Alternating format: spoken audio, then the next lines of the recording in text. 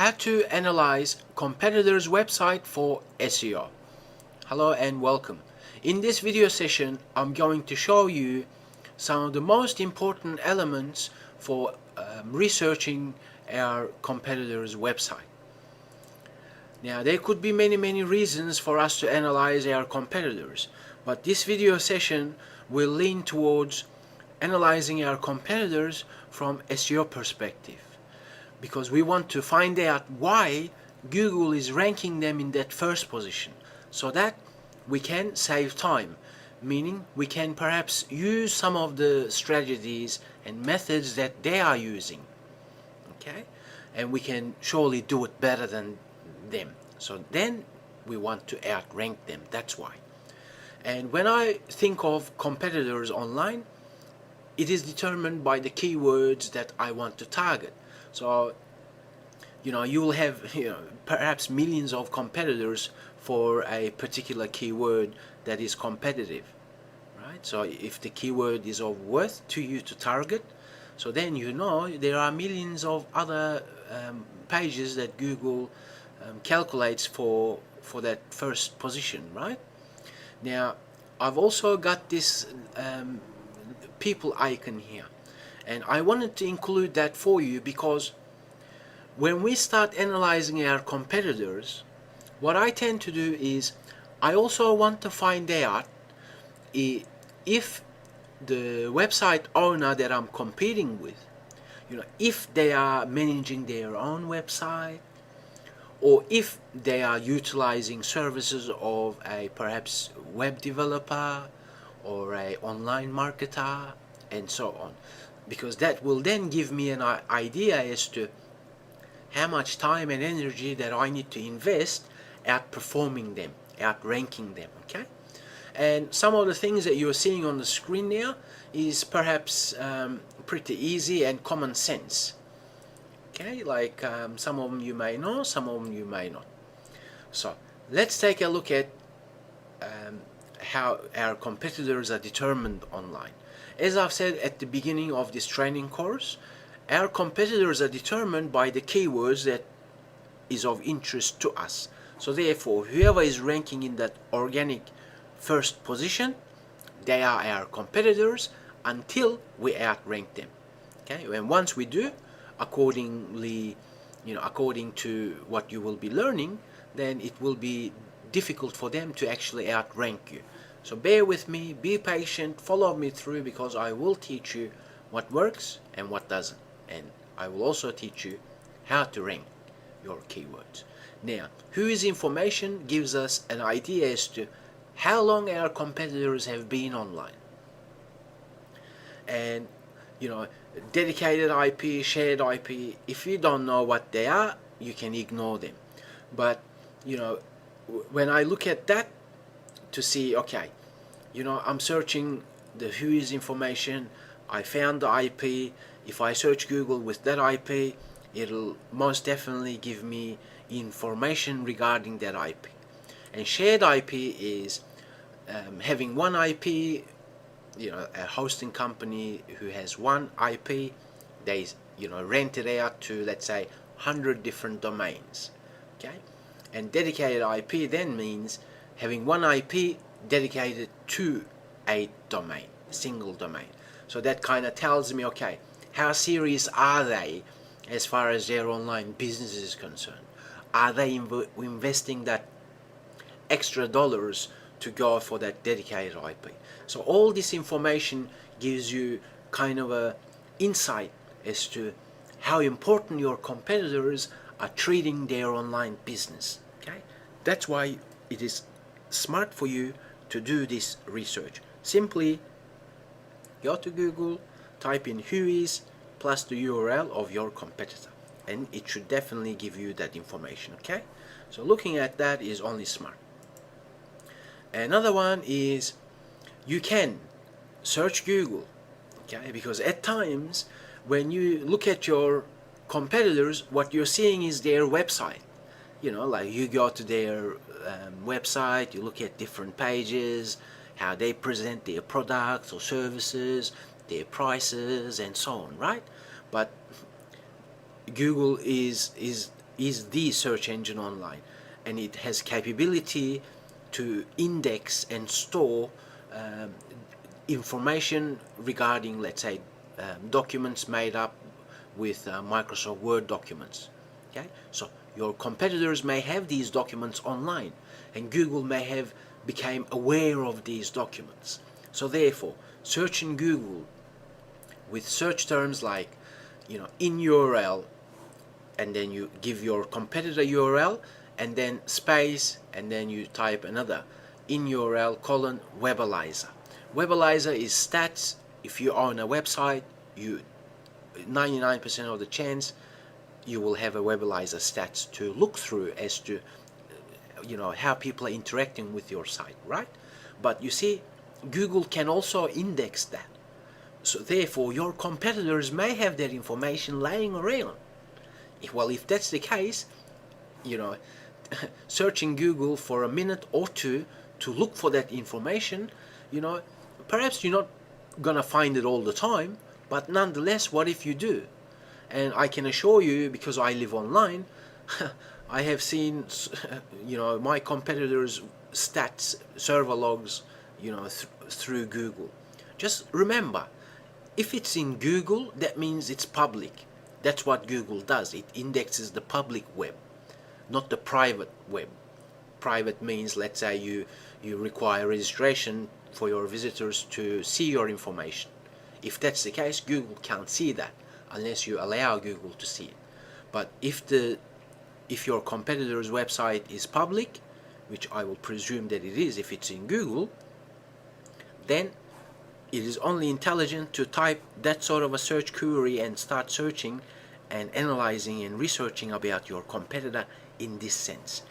And at times you may want to conduct file type to see, do they have PDF documents, do they have Excel documents, or text documents, and so on. Okay, so I've got some samples here for you to try to gain that insight, to see what else you can find about your competitors.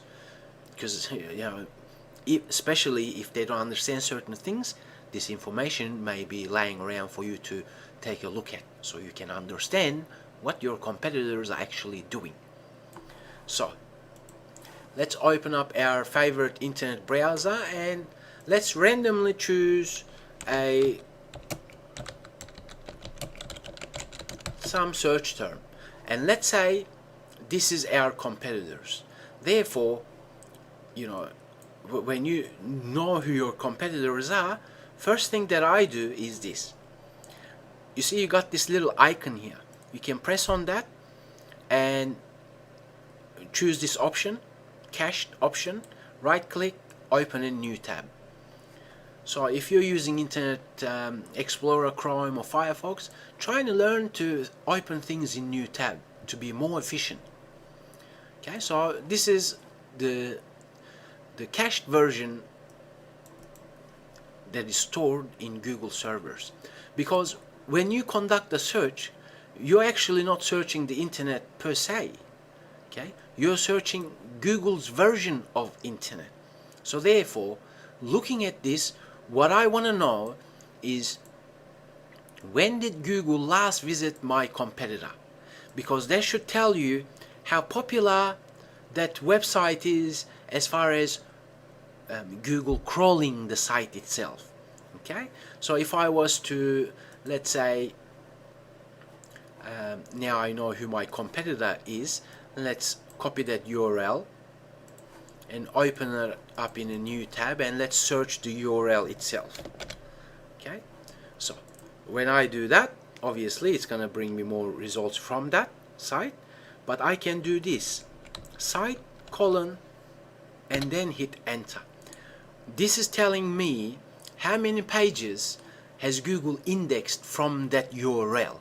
As we can see, Google is saying I've got about 16 pages on that domain, right? So when you look at this, then you see how many pages your competitor has. Because remember, if you want to outrank your competitors, and when you see this information, okay, you may reason as to, okay, what if I create 30 different landing pages so I have more than my competitor? Surely that's going to be much better in terms of having the ability to target the keyword of interest, but also other ones as well. So therefore, that's why I search Google for that site operator, to see how many pages. Surely if your competitor has 100,000 pages, you're not going to be able to go create 200,000 pages, okay? But if that's the case, then you choose your keywords much more intelligently, okay? So site is Google's index. How many pages has Google indexed on that site, right? So let's open our competitor website. Surely this is a sample for you, but you can follow the same procedures for your own competitor analysis, okay? So then what I tend to do is I remove the www version and then hit enter. As we can see, what happened is there has been a redirection, because this URL, what you're seeing on the screen now without the www version, okay, that's different.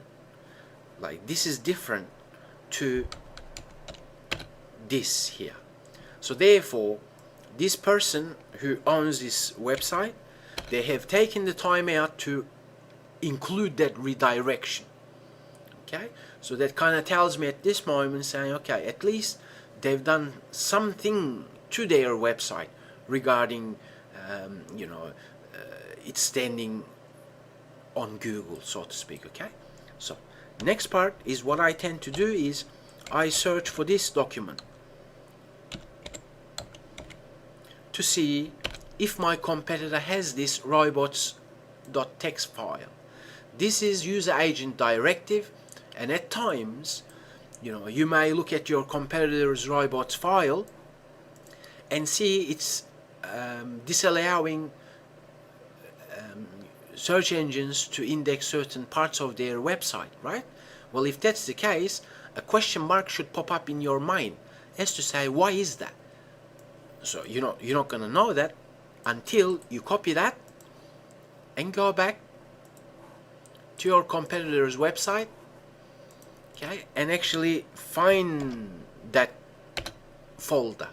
As we can see from what I'm seeing on the screen, I know they're using WordPress. So now I've got an idea as to what content management system they're using, right? Surely you may look at the source code and see that, but at times you may not be able to. So therefore, browsing around our competitor's website along these lines is only smart. And also, although they are disallowing search engines to see this part of their website, well, it is available for public, okay? Meaning, when I type this URL, I've seen what is in that folder, and as we can see, this shouldn't be here, okay? Because these are core files that's firing WordPress. So that means, as I've said to you in the previous slide, as to whoever is managing this website, they're not paying very close attention to certain things, right? As in, if we scroll down, we've got files for, database and all this stuff.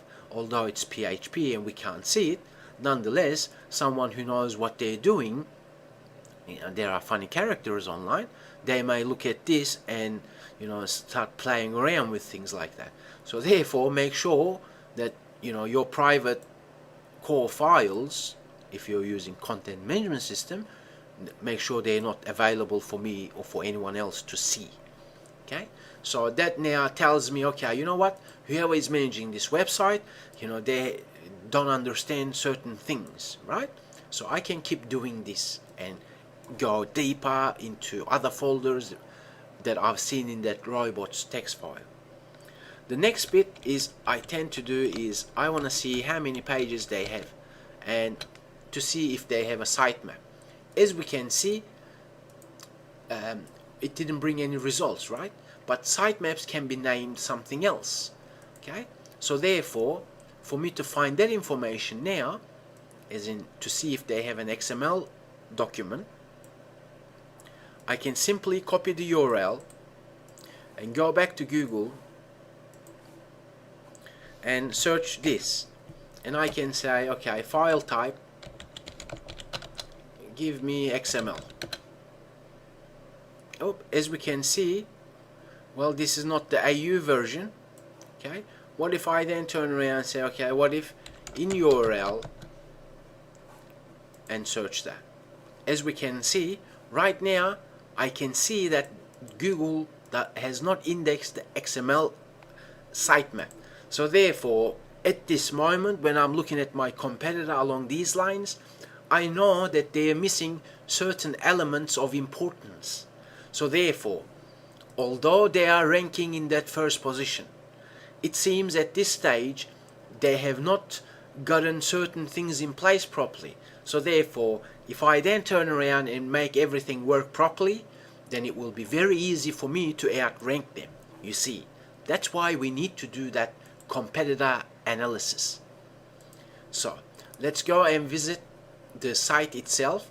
Now let's browse around our competitors' front end, so to speak. Okay, what you need to keep an eye on are the links within the navigation menu, as in the keywords being used within the navigation menu itself, or the keywords that is, let's open up another page, another one, it makes no difference.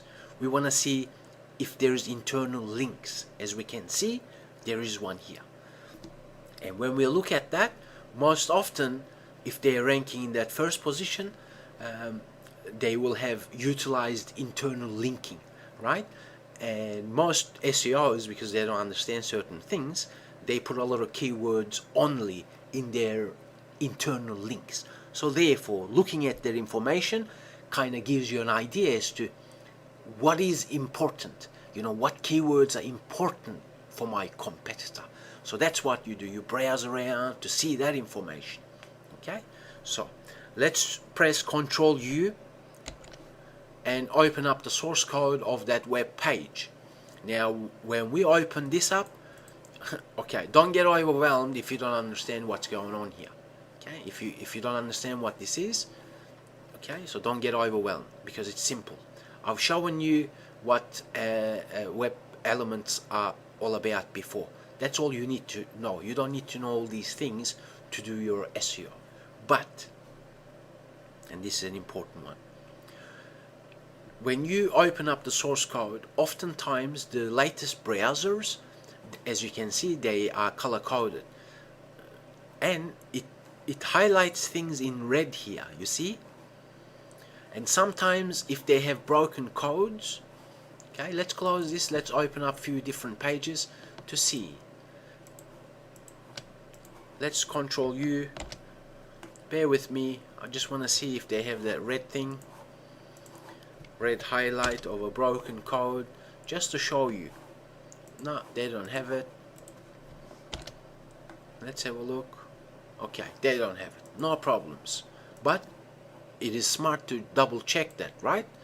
So let's open this page up, let's have a look. Now, when we analyze the source code, there's a reason that we should be doing this. Although we don't have to understand all this stuff, we should at least understand things that is out of place.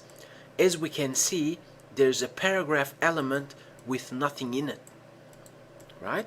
So there's a paragraph element with nothing in it, right? It's empty. Okay, is there any other ones?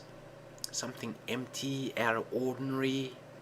Okay, that's about it for that page. No problems. Let me go to the home page, because home pages are important as well. So let me look at the home page.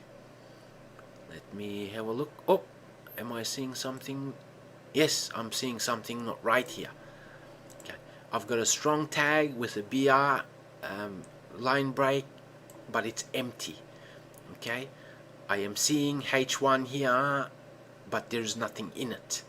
See, I've got another H1 here, there is nothing in it. So obviously these are common sense, but nonetheless, when you look at this information, then you know straight away that this website has not been updated a while. Also, If it is, then whoever is managing the website itself is not professional. Okay, so that automatically tells you, okay, you know what?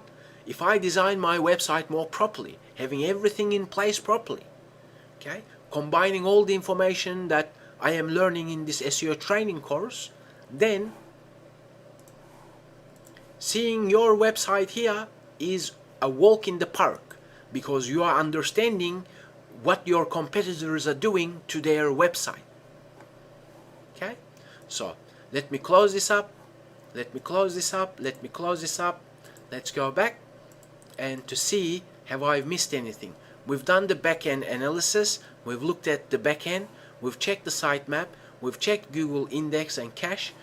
You should have done the whois information. We've checked the redirection. We know there's at least redirection happening. And we've also got an idea as to whoever is managing the website, they're not doing things properly. Okay, the code itself, when I look at it, it's terrible. So therefore, when you look at your competitor's website, that's what you look at to see, who's behind that website. Perhaps it's one-man show. Your competitor is managing their own website. Okay, perhaps that's the case. Perhaps it's not. Analyzing your competitor's website along these lines gives you the insight that you need to outperform them in Google rankings. So we have not explored how to use the SEO tool, SEO Frog, Screaming Spider SEO tool. Okay, next video session, that's what we're gonna do.